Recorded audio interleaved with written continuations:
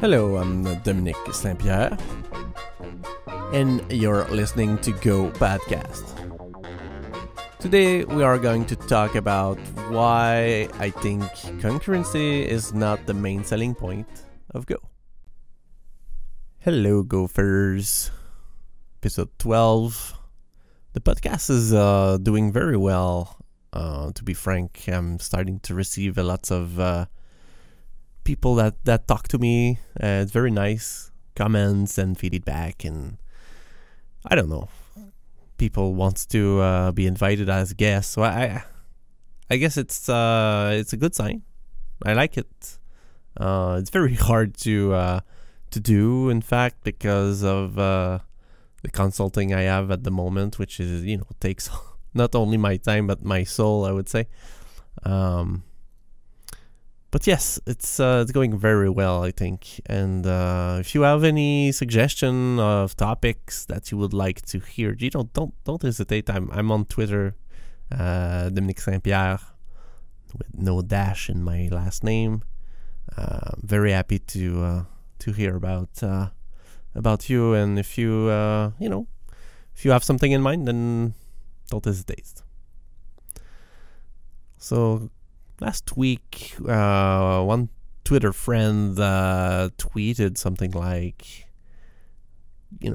concurrency is not the selling point for Go, and I thought that this tweet was very interesting because I also believe that it is not.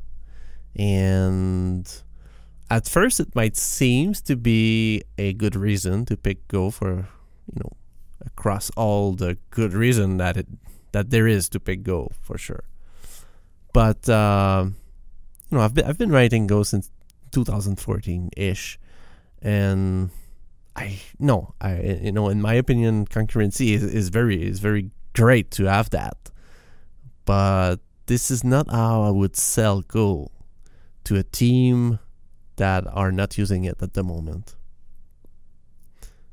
And we will unpack this a little bit for sure in this episode. I'm certain if you are writing Go for a long time, you can remember how it was when you started. And for programmers that are starting with Go, you will probably recognize a little bit of that, because at the beginning, when we start with Go, I mean, concurrency is something we want to try. It might not have been part of what we were used to. So even if you came from C++, whatever, Java, Java and .NET do have some parallelism baked in, but async await and whatnot. It's not concurrency. It's not at all concurrency. It's So, apart from if you are coming from Erlang, for example, you might not have been building real concurrent systems in the past. And I remember at first, and this is something we are hearing all over the place in the Go community. At first, we are tending to overuse the Go keyword, right? We are creating Go routines almost everywhere where it does not really make sense to have them.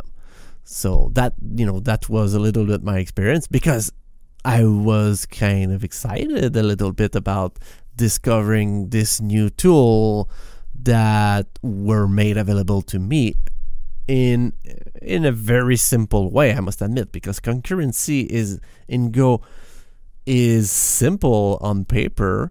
Building concurrent systems, it's a totally different beast, I would say. It is very difficult.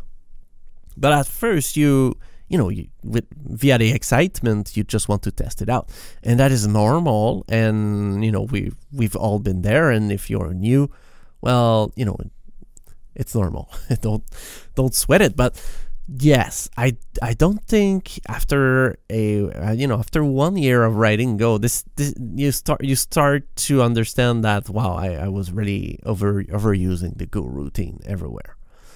So that is why I think it's important to tell the story that, well, concurrency is there, but it's certainly not the main selling point. And I replied to that tweet, and in my opinion, the number one selling point for my use case is the backward compatibility. In my opinion, choosing Go for a long-lived system, and I'm talking about 15, 20 years, 25 years system, from what I see so far of what was done with the Go 1 compatibility, I'm very confident in that language and stack. And this is way more important to me than having a concurrent language. Although I fully appreciate the concurrency. That's not a point. So I think by having this main feature of the language, well, it builds the excitement, and people want to test that, and this is all legit. But yes, I think it's interesting to discover why are we doing that, and what are the more the more interesting selling point of Go that you do discover after a certain time, because it all comes down to trying to introduce Go to some place. So let's say you want to start a greenfield project at your company, and you're not using Go. You will need to sell it to whomever is going to take the decision. Maybe it's you, maybe it's someone else, but you will need to convince some people at some point, or you want to rewrite something because it's time to rewrite it. So to me, bringing the concurrency of Go at first is it's not going to turn the company on a 180 degrees and say, oh yes, we need that. It's not that. I think backward compatibility, the interface, the fact that the testing aspect will probably be easier. Maybe the deployment, this deployment is just straightforward with Go. There is a lots of things that would be more important in the quote unquote convincing of using Go for a team that did not dive yet. So it's interesting that concurrency is going to be important at some point, but it takes time to really master it. And while we are on the subject, so when would I use concurrency then? If you are asking yourself, well, I'm just starting out, and what would be the good rules? What would be good rules to know when? So I would say when you have typical tasks to do in enterprise involve often processing files. So you need to read some files. An ETL process is a very, very good example. And maybe it's just me, but so far almost every company where I worked in or done some consulting, whatever, there were ETL involved. Yeah, maybe I'm working just at the data data focused company, but whatever. An ETL is a great example of where one could use concurrency and the pipeline pattern at that, where you are receiving a channel and you are returning a channel as well, and you could have multiple steps. So that that to me, when your programs or your system at some point needs to I don't know, read some files or call a lot of HTTP requests and do something with the response, or do something with the file that was read, multiple steps and whatnot. This is a very, very good candidate for concurrency. Unless you need to build something, I mean, while you read sequentially on some files, or you are getting some HTTP response that will, modify what the next one should be. I mean, there's no easy answer. But if, reading file or calling HTTP requests can be done in, all at once, for example, then yes, concurrency is a good thing. Or if you are building a web app, for example, anytime that you need to do stuff that are not going to impact your response. So for instance, let's say you have you are building an e-commerce platform, and the user click on the checkout button. So you need to do a lot of things, and one of them is probably sending emails and whatnot. So those could be done easily, in a Go routine. So whenever you are certain that an action is not going to impact on your main flow, if you will, then yes, just putting the Go keyword in front of that could work. But you still, everything that is more complicated than that would need to receive a proper design and some more thinking, because it's not simple. And to be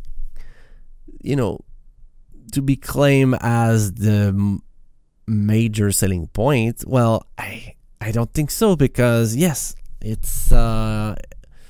involves a great amount of design to build a fully concurrent system. And I don't think that Go can be, if one is going to decide if Go is the language that they want to use based on if it's going to be easy to build a concurrent system, then I would say Erlang Elixir would be easier, just by the fact that it's just message passing. In a sense, their concurrency model is, in my opinion, easier to grasp at first than Go and the channels and things like that.